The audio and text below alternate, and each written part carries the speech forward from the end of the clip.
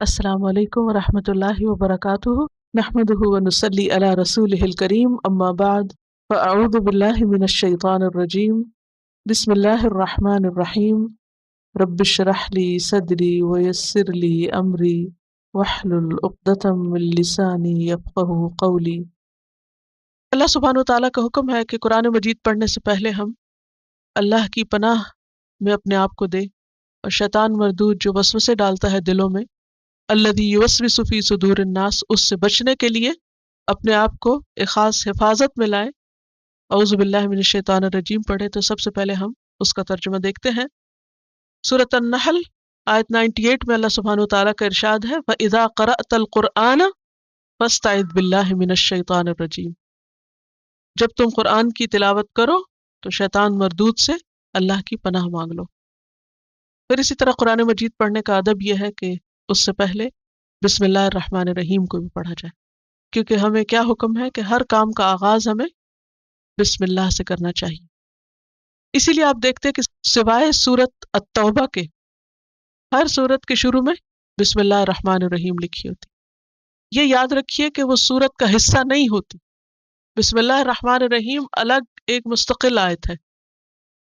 تو سورۃ الفاتحہ سے پہلے اعوذ باللہ من الشیطان الرجیم اور بسم اللہ الرحمن الرحیم دیکھیے، اعوذ میں پناہ لیتی ہوں، باللہ اللہ کی، من سے، الشیطان شیطان، الرجیم مردود، میں پناہ لیتی ہوں اللہ کی شیطان مردود سے، اور بریکٹ میں آگے لکھیے بچنے کے لیے۔ سورۃ الفاتحہ ترتیب کے اعتبار سے قرآن مجید کی پہلی سورت ہے۔ فاتحہ کا لفظ فاتحہ سے ہے۔ فاتحہ کا معنی ہے کھولنے والی، آغاز، ابتدا، اوپننگ۔ اس سورت کو ام القرآن بھی کہا جاتا ہے، قرآن کی ماں۔ السبع المثانی بھی کہا جاتا ہے، 7 بار بار دہرائی جانے والی آیات، کیونکہ ہم دن میں سب سے زیادہ قرآن مجید کا یہی حصہ پڑھتے ہیں نمازوں وغیرہ میں۔ اسے شفا بھی کہا گیا، اس کو صلاۃ بھی کہا جاتا ہے، کیونکہ اس کے بغیر صلاۃ نہیں ہوتی، نماز نہیں ہوتی۔ بہت ہی برکت اور عظمت والی صورت ہے۔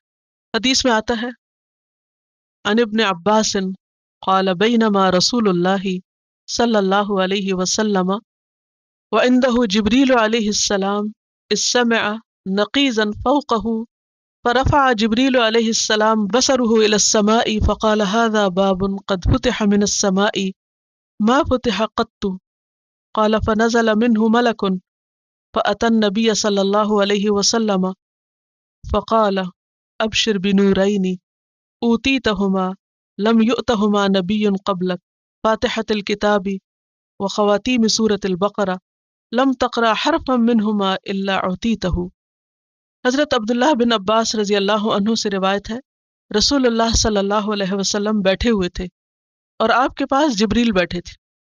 اتنے میں جبریل علیہ السلام نے آسمان کے اوپر دروازہ کھلنے کی آواز سنی، تو انہوں نے اپنی آنکھ اوپر اٹھا کر دیکھا، پھر کہا یہ آسمان کا وہ دروازہ ہے جو کبھی نہیں کھلا تھا۔ پھر اس میں سے ایک فرشتہ اترا اور رسول اللہ صلی اللہ علیہ وسلم کے پاس آیا اور کہا مبارک ہو، آپ کو 2 نور وہ عطا ہوئے جو آپ سے پہلے کسی نبی کو نہیں دیے گئے۔ اور جبریل نے یہ بھی بتایا کہ یہ فرشتہ اس سے پہلے کبھی زمین پر نہیں آیا، اور وہ کیا خوشخبری لے کر آیا تھا کہ ایک یہ سورۃ الفاتحہ جو آپ کو ملی، یہ آپ سے پہلے کسی اور کو نہیں ملی، اور دوسرا سورۃ البقرہ کی آخری 2 آیات۔ اور یہ خوشخبری بھی دی کہ جو ان کو پڑھ کر دعا کرے اس کی دعا قبول ہوتی ہے۔ لہٰذا جو سورت اس وقت آپ پڑھنے جا رہے ہیں، یہ سورت قرآن مجید کی انتہائی اہم سورت ہے، بہت ہی مبارک سورت ہے، وہ عطا ہوئے۔ سورت فاتحہ کا ایک تو مشہور نام ہے جو ہم سب کو معلوم ہے، الفاتحہ، سورت الفاتحہ، لیکن اس کے علاوہ بھی اس کے کچھ نام ہیں۔ ان میں سے ایک نام ام القرآن، سورت الشفا، الصلاۃ، ویسے تو اور بھی ہیں لیکن ضرورت نہیں، اتنا ہی کافی ہے۔ بتانے کا مقصد یہ تھا کہ اس سورت کی اہمیت کتنی زیادہ ہے، کب کس کے زیادہ نام رکھے جاتے ہیں، جب اس سے زیادہ پیار ہو۔ آپ نے بھی تجربہ کیا ہوگا مجھے یاد ہے کہ میں اپنے بچوں کو ہر تھوڑے عرصے بعد ایک نئے نام سے پکارتی تو ان کا اصلی نام تو وہی رہتا تھا، لیکن ہر تھوڑے دن کے بعد جو ان کی عادتیں بدلتی، جب بچے گرو کرتے نا تو نئی نئی شرارتیں کرتے، تو جو ان کی نئی شرارت آتی تو میں ایک نیا نام رکھ دیتی ان کا. تو اس سے مجھے احساس ہوا کہ یہ بھی ایک محبت کی علامت ہوتی ہے. تو سورۃ الفاتحہ کی جو عظمت ہے اور جو اس کا مقام ہے اور مرتبہ ہے، اس کی بنا پر اس کے سب سے زیادہ نام ہے دوسری صورتوں کے مقابلے میں، یہ صرف اس کی اہمیت کی وجہ سے. ٹھیک ہے. تو سورۃ الفاتحہ کتاب اللہ کی سب سے عظیم ترین صورت ہے، اور اس کی عظمت کی ایک وجہ یہ بھی ہے کہ اسے نماز میں پڑھنا فرض قرار دیا گیا ہے. اس کے بغیر نماز ہوتی نہیں. اگر کوئی شخص ساری نماز پڑھ لے لیکن سورۃ الفاتحہ نہ پڑھے تو اس کی نماز ہی نہیں، اس کو دوبارہ پڑھنی ہوگی. تو یہ نماز میں بھی ریڑھ کی ہڈی کی طرح، جیسے اگر انسان کی جو بیک بون ہے اگر اس کو کچھ ہو جائے تو انسان نہ کھڑا ہو سکتا نہ بیٹھ سکتا ہے، بالکل پیرالائز ہو جاتا ہے. تو اسی طرح ایسی نماز جس میں سورۃ الفاتحہ نہ ہو، وہ نماز کیسی؟ جیسے پڑھی نہیں، جیسے ہے ہی نہیں. اور اس کو السبع المثانی بھی کہا جاتا ہے، اور السبع المثانی کا مطلب ہے بار بار دہرائی جانے والی آیات. کتنی دفعہ دہراتے ہیں ہم ان آیات کو؟ دن میں کتنی دفعہ پڑھتے ہیں سورۃ فاتحہ؟ کتنی دفعہ پڑھتے ہیں؟ 17 تو فرض ہیں، اور فجر کی 2 سنتیں بھی بہت ہی اہم ہیں. نبی صلی اللہ علیہ وسلم نہ ان کو کبھی سفر میں چھوڑتے تھے، نہ کبھی گھر میں، نہ بیماری میں، کسی حال میں فجر کی 2 سنتیں نہیں چھوڑتے تھے. تو 17 میں 2 اور ایڈ کر لیں تو کتنا ہو گیا؟ 17 + 2 19 ہو گئے. ایٹ لیسٹ 19 ٹائمز تو ہم پڑھتے ہی ہیں، لیکن ظاہر ہے کہ باقی سنتیں بھی بہت اہم ہیں، کیونکہ حدیث میں آتا ہے کہ جو شخص دن کی 12 سنتیں پوری کرے میں جنت میں اس کو گھر کی بشارت دیتا ہوں. جنت میں گھر کا وعدہ ہے اس شخص کے لیے. ہم سب گھر چاہتے ہیں، ہر عورت کو گھر بنانے کا شوق ہوتا ہے، گھر خریدنے کا شوق ہوتا ہے. سب کو ہے، یہ کوئی نہیں، سب کو ہوتا ہے، ان کو فطری شوق ہے. یہ تو پرندوں میں بھی ہوتا ہے، جانوروں میں بھی ہوتا ہے، اس سے کوئی بری بات نہیں ہے. اور گھر بھی کیسا بنانے کا شوق ہوتا ہے؟ خوبصورت ترین. تو کوئی گھر جنت سے زیادہ خوبصورت نہیں.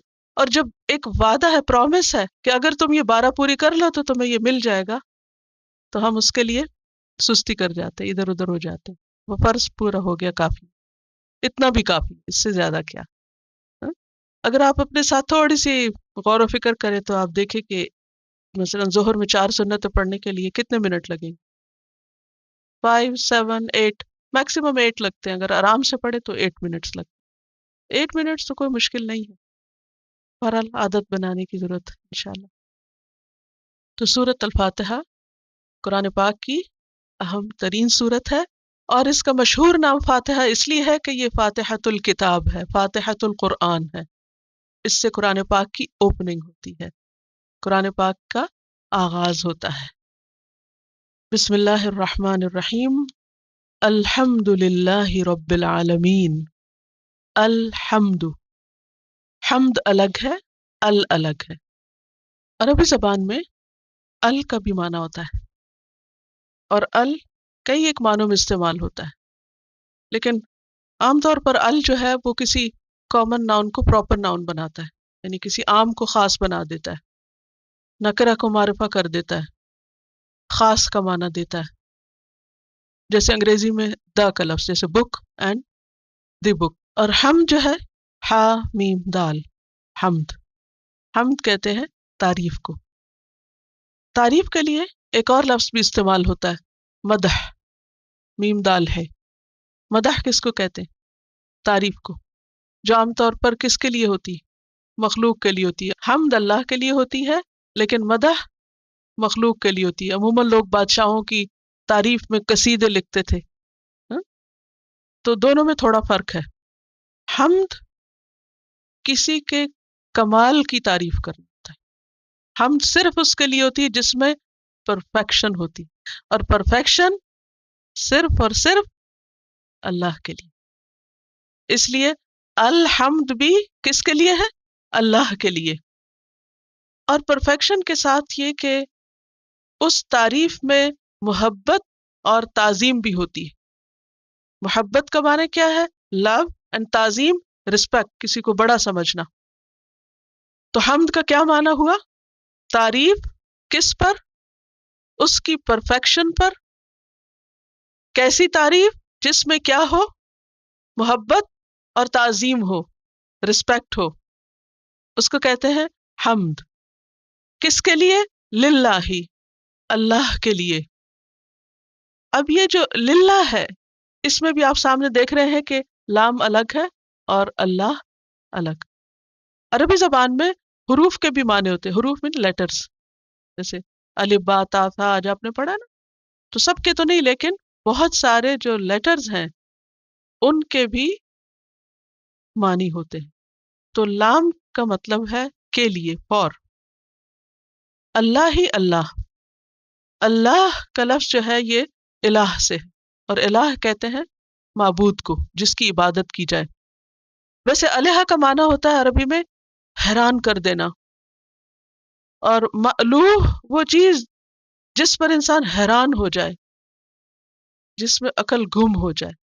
اللہ سبحانہ و تعالی ایسا معبود ہے کہ جس کو ہم نہ دیکھ سکتے ہیں، لیکن اس نے اتنا کچھ بنا رکھا ہے، اس کی اتنی زیادہ کریشن ہر طرف پھیلی ہوئی ہے کہ جس کو دیکھ دیکھ کر ہماری عقل گم ہو جاتی.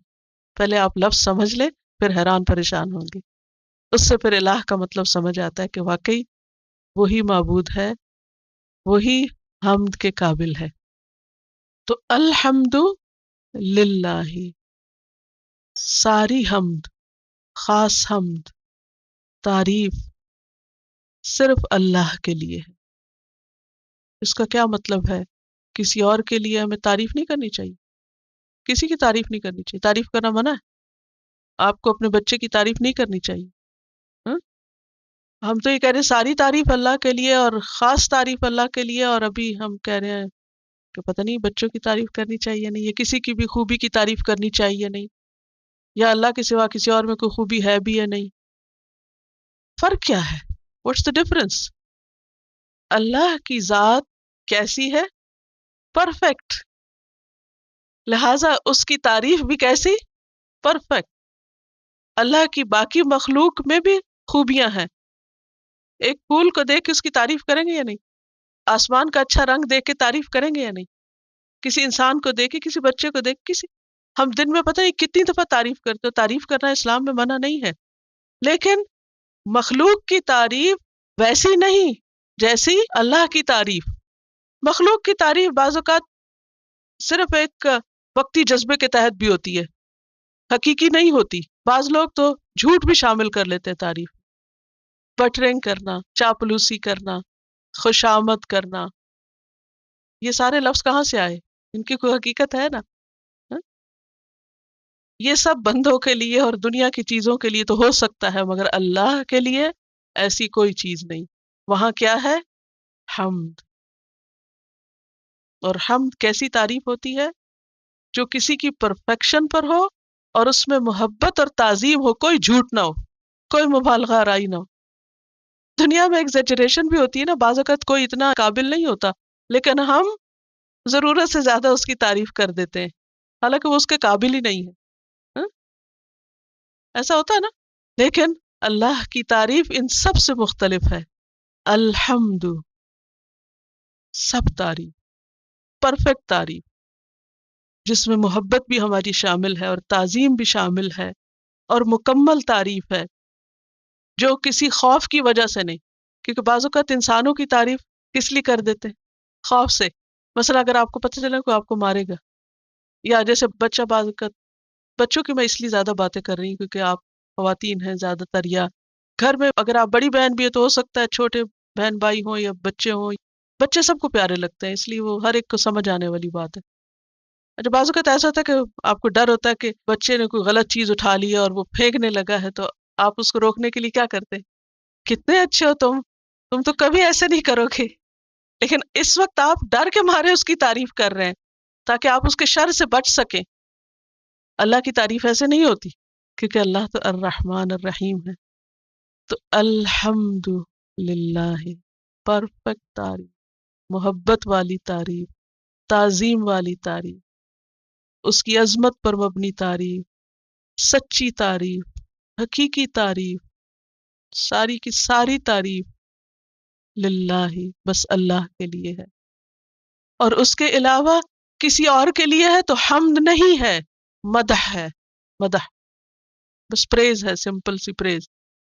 مشکل یہ ہے کہ نہ اردو میں، نہ انگریزی میں، نہ دنیا کی کسی اور زبان میں حمد کے مقابل لفظ ہے ہی نہیں جو یہ معنی دے آپ کو سارا۔ آپ جائیے انگریزی کی ڈکشنری کھولیے اور پریز میں دیکھیے یہ سارا معنی پایا جاتا ہے جو حمد میں؟ نو۔ اردو میں تعریف، نو، بہت ہی پھیکا لفظ ہے تعریف۔ تو جب ہم صرف ترجمہ پڑھتے ہیں نا تو قرآن پھر اندر نہیں اترتا، وہ لطف نہیں آتا، پھر وہ ہمارے رگوں میں نہیں سماتا۔ اس لیے ضروری ہے الفاظ کی گہرائی میں جانا۔ What does it mean؟ حمد ہے کیا چیز جو ہم بغیر روح کے، بغیر سوچے، بغیر سمجھے بس کہہ جاتے الحمد للہ الحمد للہ الحمد للہ، اور نہ دل میں خیال آتا ہے کہ اللہ کی تعریف ہو رہی ہے، اور نہ ہی کوئی دماغ میں چیز آتی ہے، اور بس صرف زبان بول رہی ہے اوپر اوپر سے۔ اب دیکھیے تعریف کرنے میں مزہ آتا ہے نا، تعریف سننے میں تو خیر سب کو ہی آتا ہے، لیکن کرنے میں بھی آتا ہے یا نہیں؟ جب آپ کسی اچھی چیز کو دیکھتے ہیں اور آپ خوش ہو کر اپنے جذبات کا اظہار کر رہے ہوتے ہیں، تو اسی طرح تعریف کرنا ہماری ضرورت ہے۔ قرآن کا آغاز اسی سے ہو رہا ہے، الحمد للہ۔ تو جب الحمد للہ آپ کہے تو آپ کی آنکھیں، آپ کا دل، آپ کا دماغ، اور سب کے اندر ایک رسپیکٹ اور محبت اللہ کے لیے ہونی چاہیے۔ الحمد للہ، اور اللہ جو ہے یہ ذاتی نام ہے، اللہ سبحانہ تعالیٰ کا، حقیقی معبود کا، الہ برحق کا۔ کیوں؟ کیوں اللہ کے لیے؟ کیوں؟ اس لیے کہ رب العالمین، وہ رب ہے تمام عالمین کا۔ اب یہاں پر آپ دیکھ رہے ہیں انالیسس کیا تو رب کا لفظ را با با ہے اس کا روٹ۔ تو رب یا ربو کا معنی ہوتا ہے تدریجاً نشو نما کرنا، گریجولی اینڈ سلولی کسی چیز کو پروان چڑھانا۔ اس کی مثال ہے جیسے ایک بیج سے درخت کا بننا، کتنا ٹائم لگتا ہے؟ ایک سیڈ ٹری میں کب کنورٹ ہوتا ہے؟ How much time it takes? اور ہم ایک دن میں کاٹ کے اس کا فرنیچر بنا لیتے ہیں۔ تو رب اس کو کہتے ہیں جو خالق بھی ہے، مالک بھی ہے، اور مدبر بھی۔ رب کو عربی میں 3 چیزوں سے ٹرانسلیٹ کیا جاتا ہے۔ وہ تو پہلے جو میں نے معنی بتایا نا وہ ڈکشنری میننگ ہے، لفظی معنی ہے رب یا ربو کا، لیکن رب کا لفظ جب اللہ کے لیے استعمال ہوتا ہے تو اس کا کیا مطلب ہے؟ خالق، مالک، مدبر۔ بس یہ 3 لفظ آپ نے رٹ لینے ہیں کیونکہ یہ بار بار آئیں گے آگے بھی، بار بار پوچھوں گی کیا معنی ہے رب کا، پھر آپ بھولے گا نہیں۔ خالق کا کیا مطلب ہوتا ہے؟ پیدا کرنے والا۔ مالک، اون کرنا، کسی چیز پر پورا اختیار رکھنا، اس پر قابو پانا۔ اس کتاب کی میں مالک ہوں، آپ لیں تو صحیح، یعنی میرا اس پر اختیار ہے، میں چاہے تو اس پر رنگ رنگ سے لکھوں، جو مرضی کروں۔ تو خالق جو کریٹ کرتا ہے، بناتا ہے، مالک جو پھر اس کو اون بھی کرتا ہے، اور مدبر جو پلان کرتا ہے، پلانر سارے امور کا۔ اللہ نے کائنات کو پیدا بھی کیا اور اون بھی کرتا ہے، اور ان سب کو چلا بھی رہا ہے، اس کی تدبیر بھی وہ کرتا ہے، اوپر سے نیچے تک، آسمان سے زمین، زمین سے آسمان تک، ہر چیز کی تدبیر وہ کرتا ہے، چاہے بارش برسنی ہے یا نہیں، یا ہوائیں دائیں کو چلیں گی بائیں کو چلیں گی، کیا ہوگا کیا نہیں، سب اسی کی پلاننگ ہے، میری اور آپ کی نہیں، نہ کسی اور انسان کی۔ لوگ ہمیں ویدر فور کاسٹ تو بتا سکتے ہیں مگر اس ویدر کو تبدیل نہیں کر سکتے۔ اگر کوئی مصیبت سر پہ آ رہی ہو، سیلاب آ رہا ہو، تو اس کا کوئی علاج نہیں ہے ان کے پاس۔ ربا یا ربو، ربن کا معنی ہوتا ہے آہستہ آہستہ کسی چیز کو پروان چڑھانا، لیکن رب کا لفظ جب اللہ کے لیے استعمال ہوتا ہے تو معنی ہوتا ہے خالق، مالک اور مدبر۔ رب صرف وہی ہے، اللہ ہی ہے، اللہ ربنا، کیونکہ کوئی اور انسان ہمارا خالق نہیں، نہ وہ ہمیں اون کرتا ہے۔ اب لوگوں کا حال کیا ہوتا ہے، تھوڑا سا ہم پر احسان کر لیں تو ہم کو اون کرنے لگتا کہ ہمیں ہر کام کی انہی کی مرضی سے کرنا چاہیے۔ نہیں، ہمیں ہر کام صرف اللہ ہی کی مرضی سے کرے، کیونکہ وہی بس ہم کو اون کرتا ہے۔ رب عربی زبان میں عورت کے لیے ربۃ البیت کا لفظ آتا ہے، ربۃ البیت، یعنی عام انسانوں کے لیے بھی یہ لفظ عربی زبان میں پہلے سے استعمال ہو رہا تھا۔ عورت کو ربۃ البیت کیوں کہتے ہیں؟ کیونکہ مینیجر ہے گھر کی، تو وہ اس کے لفظی معنوں میں ہے، اور اس کی مینجمنٹ ناقص ہے، جبکہ رب کی مینجمنٹ جو ہے اور اس کی پلاننگ اور اس کی کریشن جو ہے وہ ان لمیٹڈ ہے۔ دیکھیے ہمارا حال کیا ہے، ایک گھر کو چلانا ہے مشکل. ایک دن سب ٹھیک کر کے رات کو ہر چیز اپنی جگہ پہ رکھ کے سوتے ہیں سب ٹھیک ہوگی، سویرے اٹھتے ہیں پھر وہی حال ہوتا ہے. جتنا مرضی پلان کر لیں، جتنی چاہے گھرداری سیکھ لیں، جتنا چاہے وقت لگا لیں، کچھ نہ کچھ گڑبڑ رہتی ہے، کچھ نہ کچھ چھوٹ ہی جاتا ہے، سارے ٹاسک پورے نہیں ہو پاتے. لیکن اس کے مقابلے میں اللہ سبحانہ تعالیٰ کے لیے جب رب کا لفظ استعمال ہوتا ہے تو آپ دیکھیے کہ وہ سورج کو اپنے وقت پر نکالتا. ہم خود نکلنے میں لیٹ ہو جاتے ہیں، بچوں کو بھیجنے میں لیٹ ہو جاتے ہیں، لیکن اللہ سبحانہ تعالیٰ وقت پر سورج نکالتا، وقت پر غروب ہوتا ہے. ہر چیز اپنی اپنی جگہ پہ چل رہی ہے، اسی کے حکم کے مطابق چل رہی ہے. اور جتنا کچھ اس نے پیدا کیا ہے، عام طور پر یہ ہوتا ہے نا گھر میں اگر ذرا مہمان آ جائیں اور زیادہ برتن نکل جائیں تو پھر دیکھیں عالم کیا ہوتا ہے کہ ان سب کو واپس رکھنے میں ایک مصیبت آئی ہوئی ہوتی. لیکن اللہ تعالیٰ کی کریشن، میں یہ کمپیریزن اس لیے گھر کا کریں کیونکہ آپ لوگ گھر چلاتے ہیں، اور یا اگر گھر نہیں آپ میں سے کوئی چلاتا ہے تو کوئی بزنس چلاتا ہے یا کوئی آفس یا اپنے ورک پلیس یا کسی بھی چیز جہاں بھی آپ کو مینجمنٹ کا کام کرتے ہیں وہاں اس کی مثال کو آپ سامنے رکھیے. اور دوسری طرف اللہ سبحانہ تعالیٰ کی پوری یونیورس کو پھر آپ کمپیئر کر لیجئے، اپنے گھر کو دیکھ لیجئے اور اس کے سامان کو اور جو کچھ اس میں آپ نے رکھا ہوا ہے، اور اللہ سبحانہ تعالیٰ کی پوری کائنات کو. جو بڑے سے بڑا بزنس مین کسی کا بھی سوچ لیجئے دنیا میں اگر کوئی ہے جس کو آپ مجھ سے زیادہ جانتے ہوں گے کہ اس کا بزنس ہم کتنے امپریس ہوتے ہیں، اتنا بڑا بزنس بلینز کا. اور عام طور پر لوگ مثال دیتے ہیں اس بل گیٹ، بتاتے رہتے ہیں کہ اب اتنا ہو گیا اس کے پاس اور اتنا، اور ایسے مینج کرتا ہے اور معلوم نہیں کیا کیا. اس کو سوچ لیجئے، ایک طرف بل گیٹ کو سوچ لیجئے اور دوسری طرف پھر آپ دیکھیے کہ اصل رب کون ہے اور اصل مدبر اور پلاننگ کرنے والا کون ہے اور چلانے والا، اور اس کی اونرشپ کیا ہے اور دنیا کے ان لوگوں کی اونرشپ کیا ہے، اور ہمیں کس سے متاثر ہونا چاہیے اور کس کی بات ماننی چاہیے اور کس کی طرف رجوع کرنا چاہیے. تو رب العالمین وہ صرف رب کسی خاص جگہ کا نہیں، کسی ایک ملک کا نہیں، کسی ایک انسان کا نہیں، کسی ایک قبیلے نسل کا نہیں، بلکہ العالمین. اور العالمین، عالمین کیا ہوتا ہے؟ عالمین یہ العالم کی جمع ہے، اور اس کا جو بیسک سٹرکچر ہے وہ عین لام میم ہے، روٹ اس کا عین لام میم ہے، اور اسی سے لفظ علم بنتا ہے. اور علم کہتے ہیں نشانی کو، علم نشانی کو کہتے ہیں، اور عالم اسی سے نکلا ہے. ہر وہ مخلوق جو اللہ کے وجود اور اس کی معرفت کی طرف ہماری رہنمائی کرے. عالم کیا چیز ہے؟ ہر وہ چیز، اللہ کی ہر وہ کریشن، چاہے وہ ہمارا سیل ہی کیوں نہیں، چھوٹے سے چھوٹی چیز، یا کوئی سورج کو لے لیجیے، درخت کو لے لیجیے، آسمان کو لے لیجیے، اللہ کی کریشن کی ہر چیز کیا ہے؟ علم، جس سے ہمیں کیا پتہ چلتا ہے؟ کریٹر کا پتہ چلتا ہے. تو علم نشانی جو ہمیں کریٹر کی طرف رہنمائی کرے، اس کی پہچان کرائے. تو اللہ کے سوا باقی ساری چیزیں کیا ہے؟ عالم ہے. کریٹر ایک ہے اور باقی ساری اس کی کریشن ہے. تو اس کی کریشن میں سے جو بھی کوئی چیز ہم کو نظر آتی ہے جس سے ہمیں اس کی پہچان ہوتی ہے یا جو ہمیں اس کی طرف لے جاتی ہے، ویسے تو ہر چیز ہی لے جاتی ہے، الگ بات ہم کو نظر نہ آئے، ہاں؟ تو وہ سب کیا ہے؟ عالم ہے. سمجھ آئی کیا ہے عالم؟ عالم کا، چلیے عالمین کا سنگولر کیا ہے؟ عالم. عالم کا روٹ کیا ہے؟ عین لام میم. عین لام میم سے علم بنتا ہے. علم کس کو کہتے ہیں؟ نشانی. آپ نے اردو میں بھی علم کا لفظ جھنڈے کے لیے سنا ہوگا. سوال ہوتا ہے وہ کس لیے ہوتا ہے؟ جھنڈا کیوں اٹھاتے ہیں لوگ؟ نشانی. بس اب یاد رہے گا آپ کو. تو علم، عالم، نشانیاں جس سے کیا پتا چلے؟ خالق کا پتا چلے. ہم؟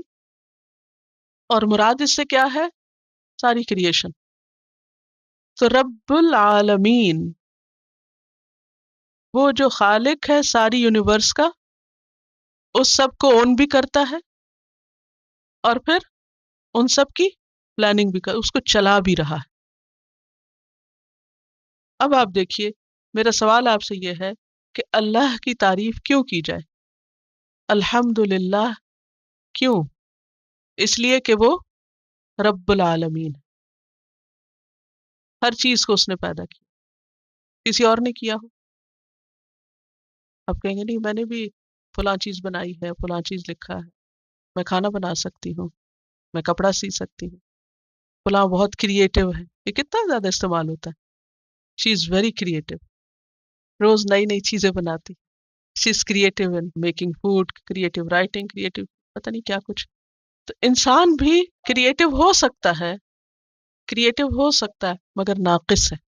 اس کی کریشن میں نقص ہے، اس کی کریشن اوریجنل نہیں ہے. ہم عموماً کریٹو چیز کہتے ہیں جو اوریجنل ہو، حالانکہ اوریجنل کچھ بھی نہیں. اگر کسی نے کوئی نئی ریسیپی ایجاد کر لی تو وہ جو انگریڈینٹس ہیں وہ کہاں سے آئیں؟ وہ تو اس نے خود نہیں اگائے یا بنائے، وہ تو ریڈی میڈ ہی لی ہے نا چیزیں. تو صرف کسی چیز کو نئے طریقے سے مکس کرنے کا نام کریٹیوٹی ہو گیا، یا کوئی ایک نیا اچھوتا خیال لے آنے کا نام کریٹیوٹی ہے؟ نہیں. اصل کریٹر وہ ہے جو اوریجنیٹر بھی ہے، اور کریٹر وہ ہوتا ہے جو کچھ نہ سے کچھ بنائے. کچھ چیزوں سے کچھ اور بنا لینا یہ کریٹو ہونا نہیں ہے. میری بات سمجھ میں آ رہی؟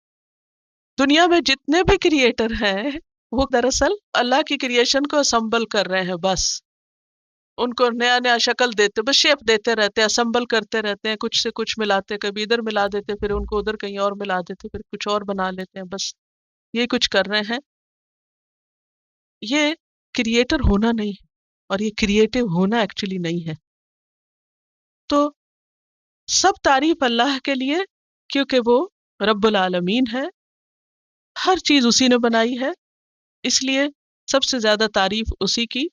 اس سے ایک بات یہ پتہ چلتی ہے کہ اللہ کے علاوہ جو بھی ہے، چاہے وہ پیغمبر ہیں، چاہے فرشتے ہیں، چاہے اولیاء اللہ ہیں، وہ سب بھی اللہ ہی کے بنائے ہوئے. وہ اللہ کے شریک نہیں ہیں، اللہ کے مقابل نہیں ہیں، اور اللہ کے محتاج ہیں.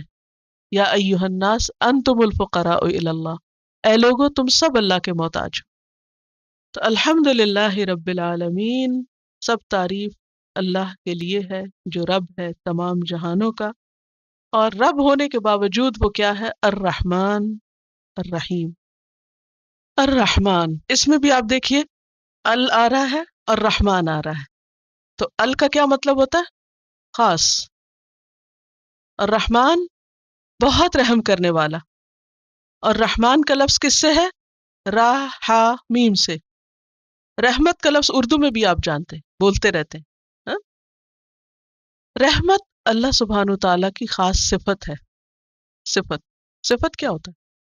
وصف کیا ہوتا ہے؟ کوالٹی اللہ کی کوالٹی ہے. وَرَبُّكَ الْغَنِيُّ ذُو الرَّحْمَةِ، اور تیرا رب غنی ہے، رحمت والا ہے. رحمت اس کی صفت ہے.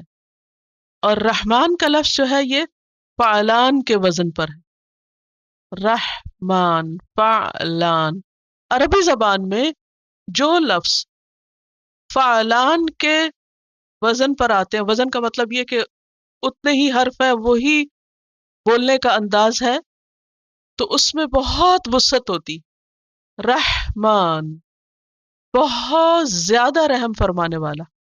الرحیم، رحمان میں بھی رحمت کی بات آ گئی، دوبارہ پھر کیوں الرحیم کی بات ہوئی؟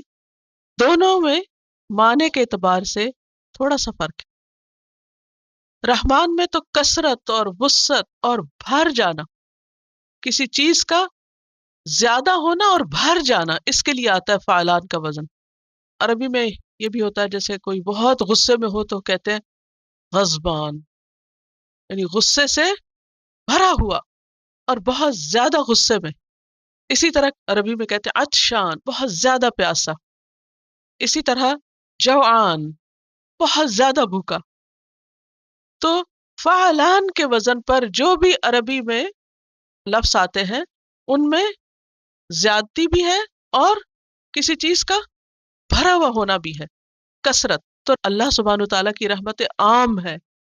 اللہ کی رحمت دو طرح کی ہے، ایک عام ہے اور ایک خاص ہے. تو رحمت عام جو ہے، جو سب کے اوپر چھائی ہوئی ہے، ہر ایک پہ چھائی ہوئی ہے دنیا میں، چاہے وہ انسان ہو، جن ہو، حیوان ہو.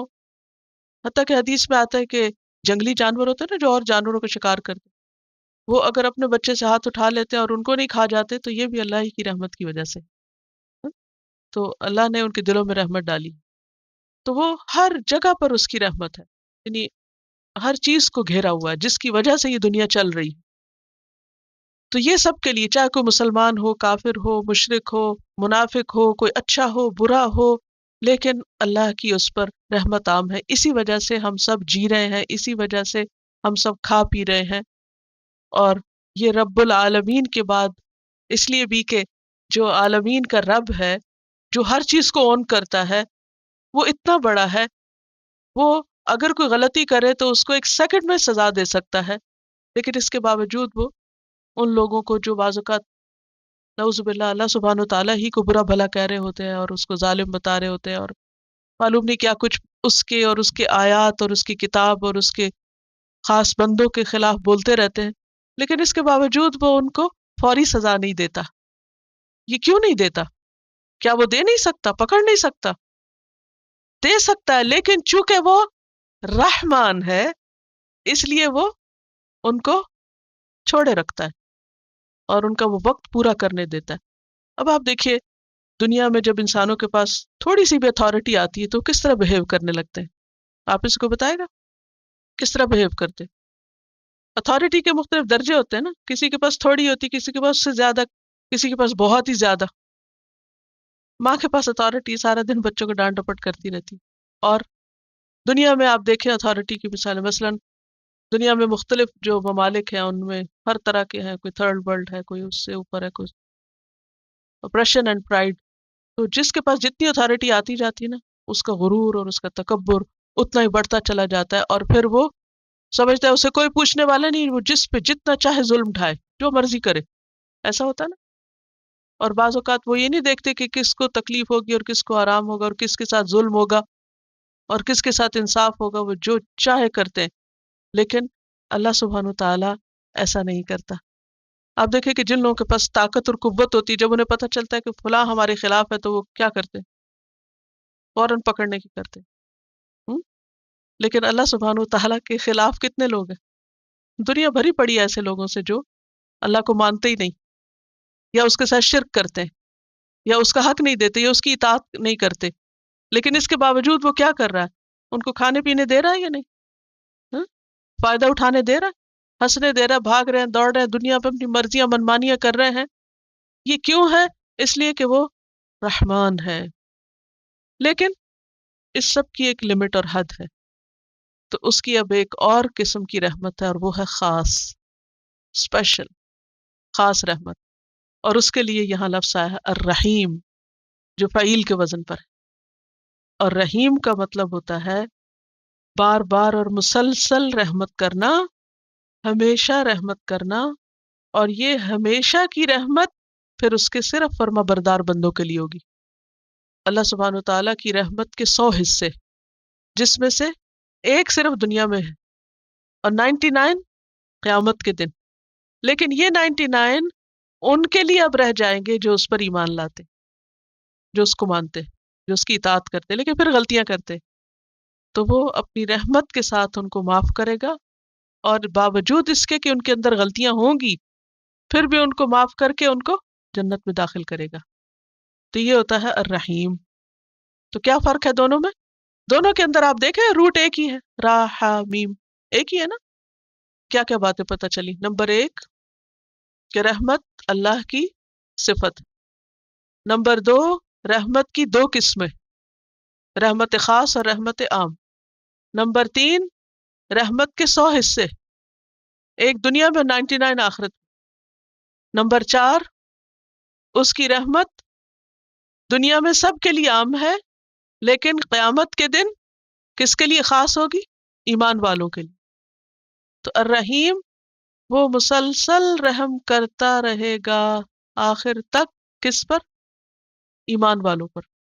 اللہ کی تعریف کیوں؟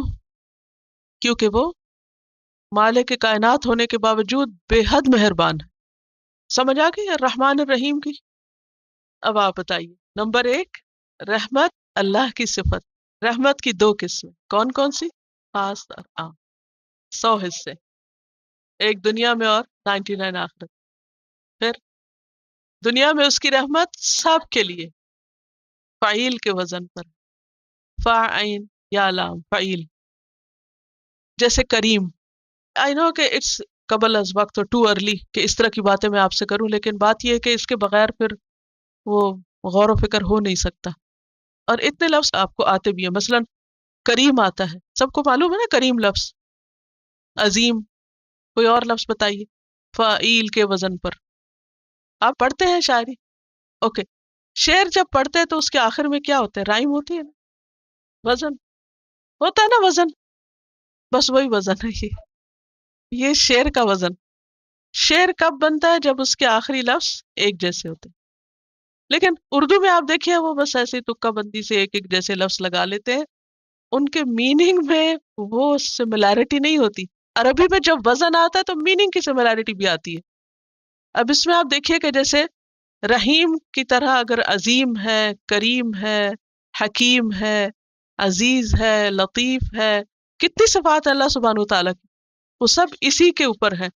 اور جب اس وزن پہ کوئی چیز آتی ہے تو اس میں تسلسل کا معنی آ جاتا ہے، ہمیشہ مسلسل.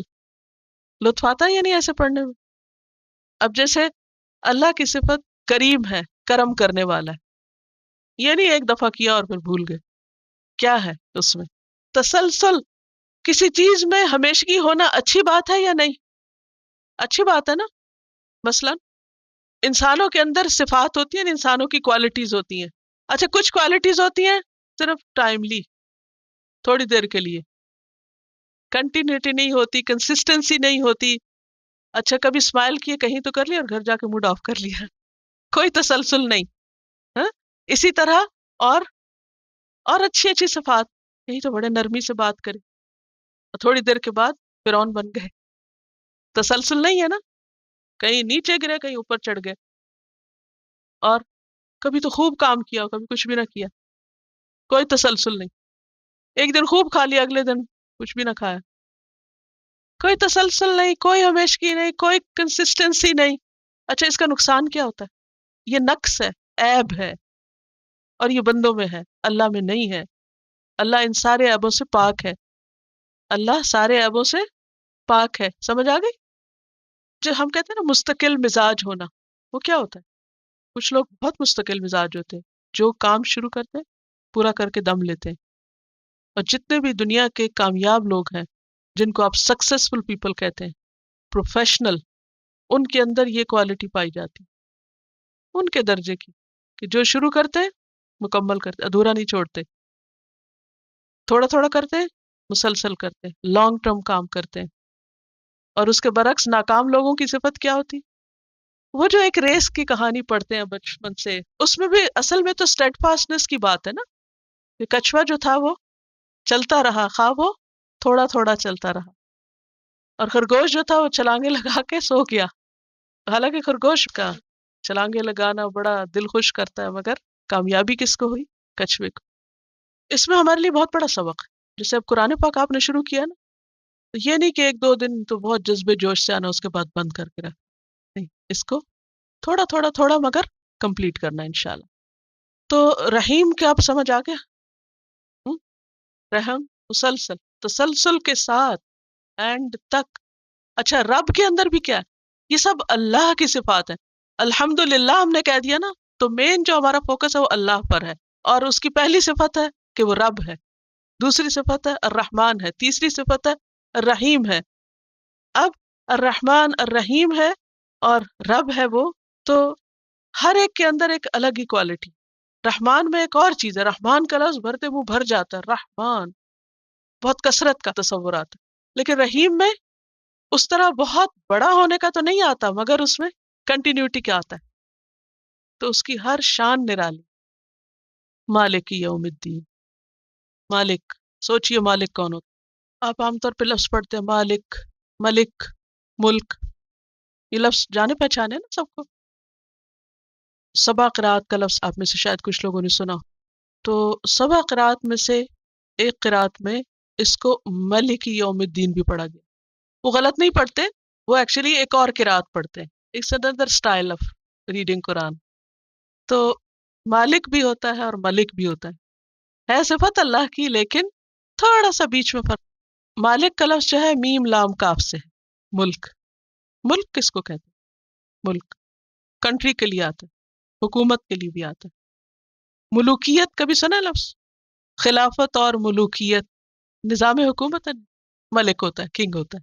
تو ملک کا یملک کا معنی ہوتا ہے کسی چیز پہ قابو پانا۔ تو جو ملک ہوتا ہے، بادشاہ ہوتا ہے، وہ کیا کرتا ہے؟ بعض اوقات قابو ہوتا ہے اس کا اور بعض اوقات نہیں ہوتا۔ تو جو مالک ہوتا ہے پورا اختیار اور اتھارٹی رکھتا ہے، کامل طور پر، مکمل طور پر اس کی اتھارٹی ہوتی، اونز، اختیار بھی ہوتا ہے اس کا۔ لیکن ملک جو ہے اس میں اونرشپ تو ہوتی ہے مگر اختیار ضروری نہیں۔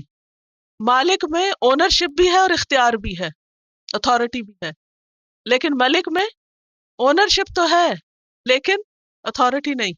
فرق کیا ہے؟ کوئی شخص کسی گھر کا مالک ہے تو کیا ہوتا ہے اس کے پاس؟ میں اس کی مالک ہوں، اس پین کی۔ جب مالک ہوں تو میں اس کو اون بھی کرتی ہوں اور میرا اس پہ اختیار بھی ہے۔ کیا اختیار ہے؟ چاہوں تو لکھوں، چاہوں تو بند کر دوں، چاہوں تو پھینک دوں، چاہے تو کسی کو تحفے میں دے، جو مرضی کروں، یہ اختیار ہے۔ مالک، مالک کون ہوتا ہے؟ جو مالک بھی ہوتا ہے، اون بھی کرتا ہے اور اتھارٹی بھی رکھتا ہے۔ لیکن ملک صرف اون کرتا ہے، اتھارٹی ہو بھی سکتی ہے اور اتھارٹی نہیں بھی۔ اب آپ دیکھیں کہ بہت سے ممالک ایسے ہیں اب بھی کہ جن میں ڈیموکریسی کے علاوہ وہاں پر کنگ یا کوئین کا وجود بھی ہوتا ہے۔ اب کیا کوئین مالک ہوتی؟ ملکہ ہوتی، ٹھیک ہے، مالک نہیں، ملکہ۔ ہر چیز پر اس کا اختیار نہیں، اس کی مرضی نہیں، ہر چیز پر اس کی اتھارٹی نہیں، حالانکہ اس کو ایک سپریم پوزیشن حاصل ہے۔ تو اللہ سبحانہ وتعالیٰ کے لیے جب مالک اور ملک دونوں لفظ استعمال ہوتے ہیں تو اس میں بات یہ ہے کہ مالک کے اندر اگرچہ اختیار اور ملکیت دونوں ہیں، مگر جو ملک کے اندر وہ ایک گلیمر ہے وہ مالک میں نہیں ہے۔ مثلا مالک، ایک قلم کا مالک بھی مالک کہلا سکتا ہے، اللہ سبحانہ وتعالیٰ تو پھر ہر چیز کا مالک ہے۔ لیکن ملک جو ہے، بھلے اس کے ہاتھ میں کچھ بھی نہ ہو مگر جو ٹائٹل ہے ملک، اس کی اپنی ایک خوبصورتی ہے۔ تو اللہ سبحانہ وتعالیٰ کے لیے مالک اور ملک دونوں ہی بولے جاتے ہیں۔ لیکن یہاں دنیا کی ملکیت کی بات نہیں ہو رہی، یہاں مالک یوم الدین، یوم الدین سے مراد قیامت کا دن ہے۔ یوم عربی میں کہتے ہیں دن کو، اور عربی کا دن کب شروع ہوتا ہے؟ جب چاند نظر آتا ہے، ایک دن کے مغرب سے اگلے دن کی مغرب تک، جب آپ روزہ رکھتے ہیں اور جب آپ عید کے لیے چاند دیکھتے ہیں، تو یہ دن ہوتا ہے۔ باقی ہم لوگوں کا عام طور پر دن کیا ہوتا ہے؟ سورج نکلنے سے دن شروع ہوتا ہے۔ اور یہاں پر لفظ آیا ہے الدین۔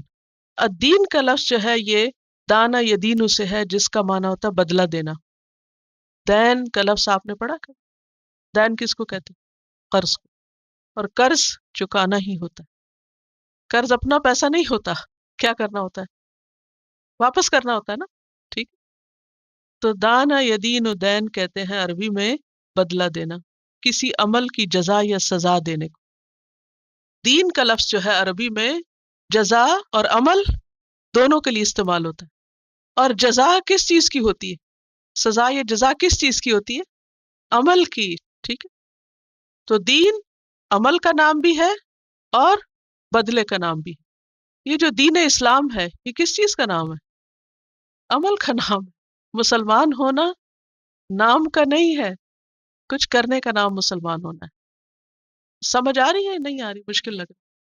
عربی زبان جو ہے اس کو کہتے ہیں لغت الازداد۔ یہ خوبی صرف عربی میں ہے کہ اسی لفظ کے اندر اپوزٹ میننگ بھی آتا ہے، لیکن کانٹیکسٹ سے پتہ چل جاتا ہے کہ کیا استعمال اس کی ڈیپتھ کے لیے۔ مثلا شراء کا لفظ عربی زبان میں خریدنے اور بیچنے دونوں کے لیے آتا ہے۔ ظن کا لفظ گمان اور یقین دونوں کے لیے آتا ہے۔ کہاں کیا آتا ہے کانٹیکسٹ سے فوراً پتہ چل جاتا ہے۔ ایک طرف عربی زبان میں وسعت بہت ہے اور دوسری طرف ایک ہی لفظ کے اندر دو اپوزٹ میننگ بھی آتے ہیں۔ تو دین کا لفظ عمل اور جزا دونوں کے لیے آتا ہے۔ اب آپ دیکھیے کہ یہاں پر کہا جا رہا ہے مالک یوم الدین، وہ بدلے کے دن کا مالک ہے، اور بدلے کا دن کون سا ہے؟ قیامت۔ اس کا مطلب ہے وہ عمل کا دن نہیں ہے، کلیئر؟ اس دن جو لوگ سزا پائیں گے وہ روئیں گے پیٹیں گے اور کہیں گے یا اللہ ایک دفعہ واپس بھیج ہم، آج ہم کو سمجھ آ گئی اب ہم کچھ کریں گے، ہم سے بتایا جائے گا بس اب تو واپس جا ہی نہیں سکتے۔ میں بہت چھوٹی تھی جب مجھے اس بات کا پتہ چلا، اور میں آپ سے بھی یہ کہوں گی کہ بچوں کو کبھی بچہ نہ سمجھے، ان کے ساتھ شیئر کرتے رہیں، جو بھی آپ سیکھیں ان کے ساتھ باتیں کیا کریں۔ بہت چھوٹی تھی تو میرے والد نے مجھے بتایا کہ وقت نہ ضائع کیا کرو نا، وقت استعمال کیا کرو، کیونکہ دنیا میں تو ہم ایک ایک لمحے میں جو کریں گے وہ سب جمع ہوتا جائے گا اور کل اس کا ریوارڈ ہمیں ملے گا، لیکن کل اگر تم کہو گی کہ میں اب کچھ کروں تو پھر کچھ بھی نہیں کر سکتے۔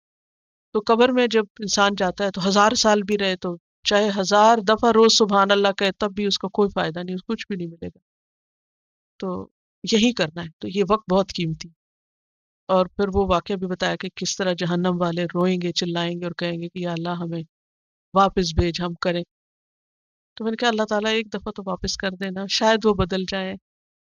میں بہت دیر سوچتی رہی، پھر واپس نہیں جا سکے، واپس نہیں، واپس نہیں، واپس نہیں، یہ چیز چپک گئی میرے دماغ کہ واپس نہیں، عمل نہیں، وہاں کام نہیں کر سکتے، صرف بدلہ ہے، جو آج کر رہے ہیں بس وہی ملے گا کل۔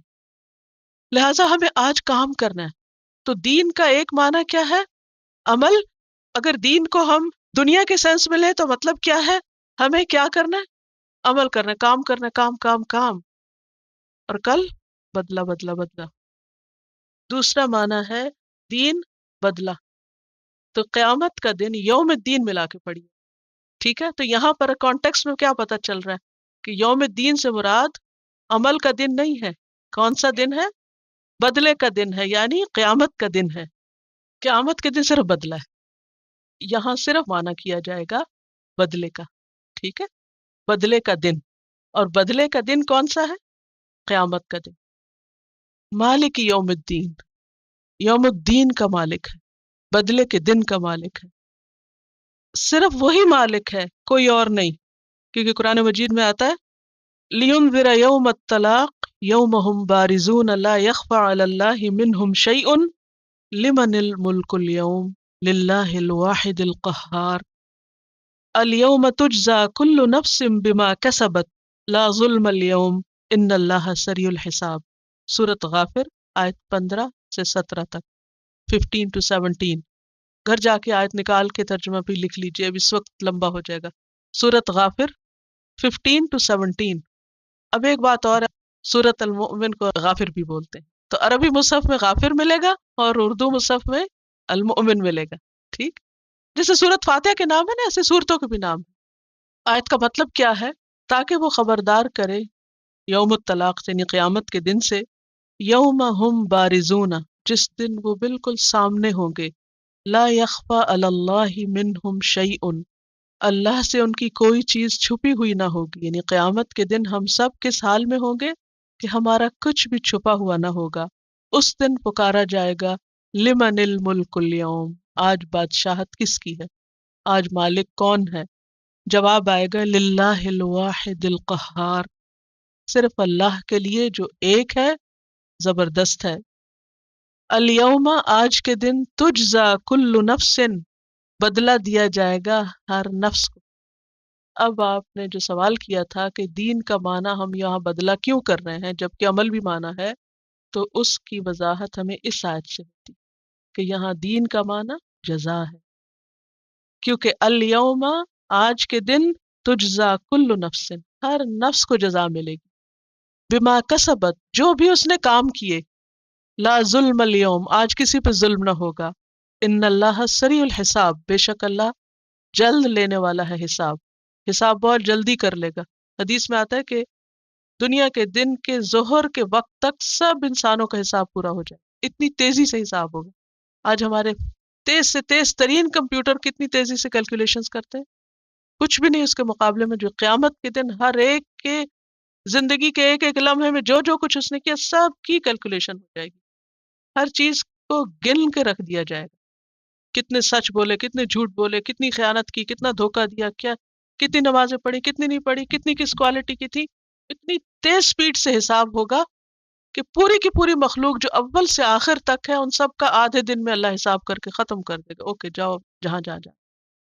اب ہو سکتا ہے آپ سوچے کہ تو 50,000 سال کا ہم نے سوچا تھا، وہ حساب میں 50,000 نہیں لگیں گے، وہ انتظار میں ہوں گے۔